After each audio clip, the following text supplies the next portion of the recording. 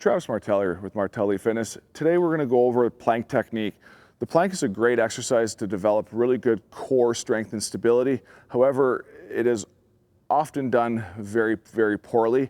All too often you'll see players being in this extended position, one, because their body's used to being here from playing all the time. So we have to work on tucking hips up and then tucking ribs down to create that strong braced position.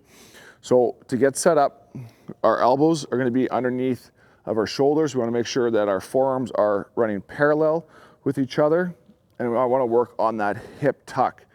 So I'm going elbow under shoulder, one leg is out, opposite leg is out. So typically athletes will be in this position here, butt's kind of up in the air, and they're extended through that low back.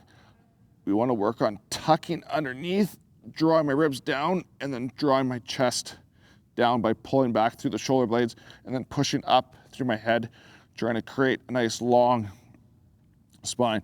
By being in this position here, now all the muscles are creating that stability, rather than here, there's no tension and I'm relying on the joints to do the job. So I want to be tucked underneath, drawing through my low back, pushing up through chin, head away, and now all the muscles are doing the job. So that is the proper plank technique, not this position here.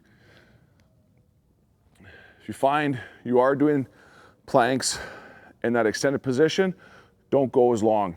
Shorten the duration you're doing them for, do them properly. You'll get more out of the exercise than thinking I gotta go for 30, 60, 90 seconds.